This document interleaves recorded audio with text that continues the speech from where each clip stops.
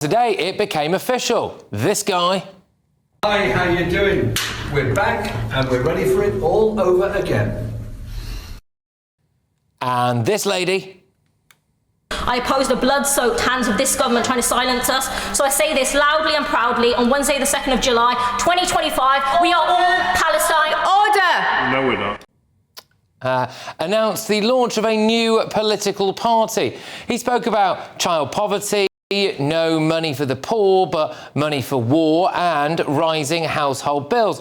Then came a link to a page called yourparty.uk. But the launch immediately hit the skids because everyone thought it was called Your Party. Left-wing political journalists like Paul Brand, he thought that's what it was called. Reform Zia Youssef thought it was called Your Party. Even left-wing outlets like Politics Joe assumed it was called Your Party. But then quite comically, Zara Sultana says it's not called Your Party.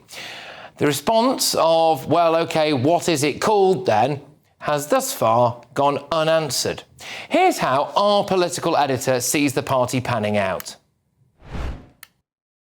Big news here on the left of the Labour Party. Jeremy Corbyn and Zara Sultana have confirmed they are launching a new political party. Its name is TBC. It is called at the moment Your Party, like perhaps Your M&S maybe, but Your Party.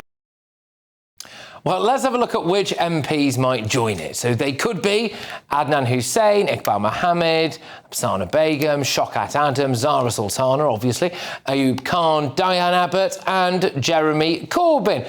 So that would immediately mean that the no-name party has 8 MPs.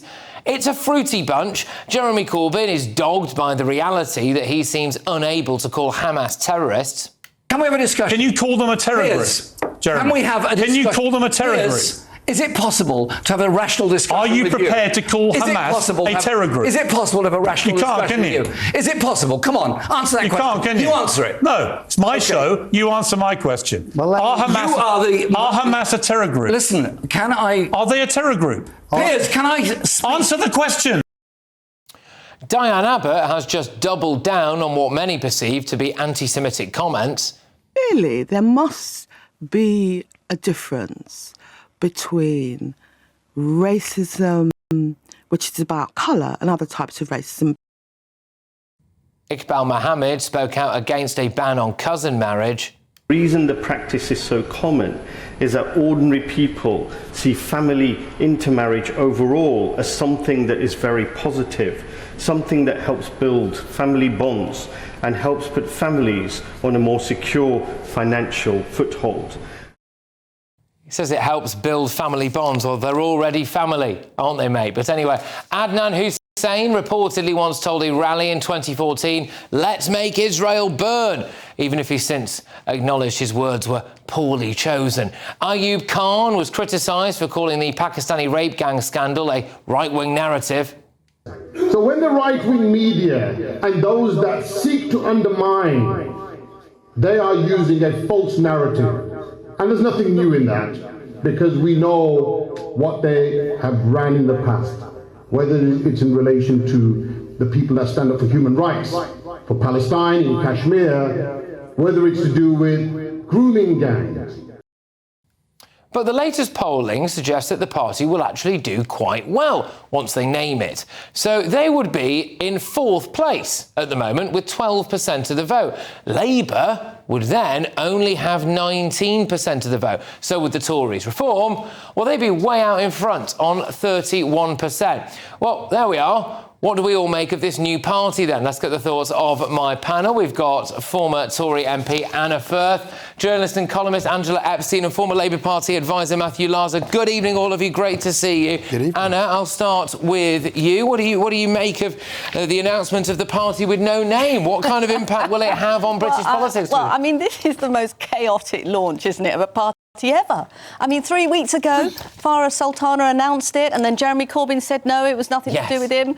And now it has been announced today, and now it hasn't even got a name. Well, I think it should be called the Granola Party, because they've got sultanas and nuts in them. Right, so there's my little suggestion. Yes. But on a serious one... Possibly less offensive than Jezbollah, which was my suggestion. So but yes, well done. Actually, a couple of quick serious points, though, because I really don't think you can ever underestimate Jeremy Corbyn. Yeah. You know, in his seat, he gets 49% of the left-wing London Lovey vote, whereas Starmer's only getting 34% across the country. So I don't think we can underestimate Jeremy Corbyn. What's going to be interesting is he's part of this grouping called the Socialist Campaign Group in Parliament, and 5 of those members have lost the whip, including Diane Abbott, who's already joined them. Now, if they all join him, he'll have 11 MPs, and then he's going to be one of the biggest opposition parties. Yeah. So I think he will split the vote, and I think it will be interesting. Well, how dangerous would that be, do you think, Angela, given some of the views that we've shown that some of their members or potential members have? Well, if they have any kind of muscle to wield, then it will be terrifying, unequivocally. It doesn't matter where you sit on anything other than the concept of good and bad, bad, evil, whatever. Those are heinous comments and heinous views that people have held. Labour are in a vulnerable position because remember, at the election, they polled only, about 33% of the votes. That was the lowest number of votes for a winning party to stack up. He actually got less votes than Jeremy Corbyn. Yeah. Right, OK. So they're already vulnerable for a start. Then you have all these disaffected progressives who are seeing Labour not rising to the challenges of the things that they want, immigration, albeit the U-turns now on winter fuel, disability payments, etc. And there is a home definitely needed for these people, is the perception of Mr Nuts and Miss Sultana. And the thing is, I know it sounds like a great children's comedy programme. Classically and traditionally, it would have been the Greens were disaffected. Maybe they'll nibble a bit off reform. It could actually be the Tories that win from this, because if Labour lose votes and the Greens and reform, where else do people go? Well, we know the basic stance on Palestine and Gaza from that new political party. We're going to come on to what I think one of the knock-on effects of this party could be. But I wonder, Matthew, I'll put this to you, whether or not it's already having an impact on Sir Keir Starmer. Because earlier on today, we got this announcement from him, didn't we? Which I think we can bring up now onto the screen. Keir Starmer's statement that he brought out earlier on today, there it is, in which he basically said that, there is a huge right for Palestine to exist. He's talking about Palestine being recognised officially as a state. Well, the timing of that's quite interesting, Matthew, isn't it? This new party gets announced and then he does something that might appease people who would go and vote for that party. Oh, Patrick, looking for links when there are none.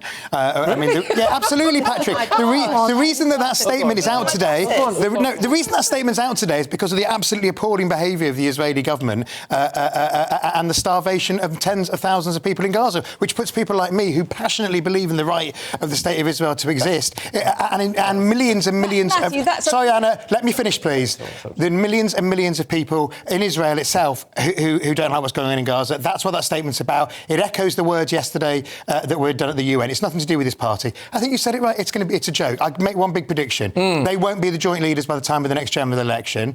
You're absolutely right. It will scoop up votes from the Greens initially. It's not a catastrophe for Labour. And what happens in the short term is some of the ne'er-do-wells, in Keir Starmer's eyes, will leave the Labour Party. I just wonder if it gives them somewhere to go, though. So if we get... Yeah, it does. It does. And how much longer are they going to be marched up the hill by Keir Starmer, who's announced some quite annoying policies to people on the left, and then march them back down the hill again? Well, the interesting thing is that Nigel Farage is actually, I think, going to be a bit displaced here, because he's become quite a Corbynista in recent weeks. He's announced policies of scrapping the two-child cap, no tax under 20,000, and nationalising steel. So I think, Corbyn's taking some of his space.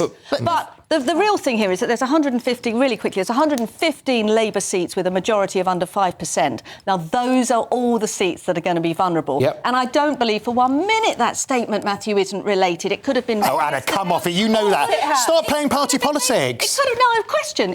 Why could that statement... So you think that the British ambassador to the UN yesterday was influenced by what Jeremy Corbyn's doing? You're talking nonsense, Anna. Absolute nonsense. Even more nonsense than usual. Gratuitously rude. Yeah, as you were interrupting me, as you constantly do. What I am saying is that It's a very noisy place to sit in the middle of these. Sorry, Angela. That statement could have been released yesterday or tomorrow. Okay. No, it's released because Britain doesn't approve of what Israel's doing. Like the New Zealand, Australians, Japanese, French and Germans, Anna. But if you want to see some petty political conspiracy, you see it. Okay, Raisin, I just wanted to pose a final question, which some people might find this question offensive. I don't mean it in that way. I'm trying to look at it with one eye on the future, actually, here, really. Now, there was a party of Islam that was refused by the Electoral Commission, and that was refused, actually, just a couple of weeks after the October the 7th attacks. It was refused because it didn't have the correct party structure. Now, I just look at some of the views of some of the people who were in that party there. They were kind of the kind of pro-Gaza independents, a lot of them, that were then also seen as, being quite wrapped up in being, very pro the Muslim community. Fair enough, that might be their own community. But what I'm wondering is whether or not, by the time that Jeremy Corbyn shuffles off from being leader, whether or not it does become or open the door for essentially a Muslim party. They haven't joined yet, Patrick. Can I just say something? They haven't joined yet. And also,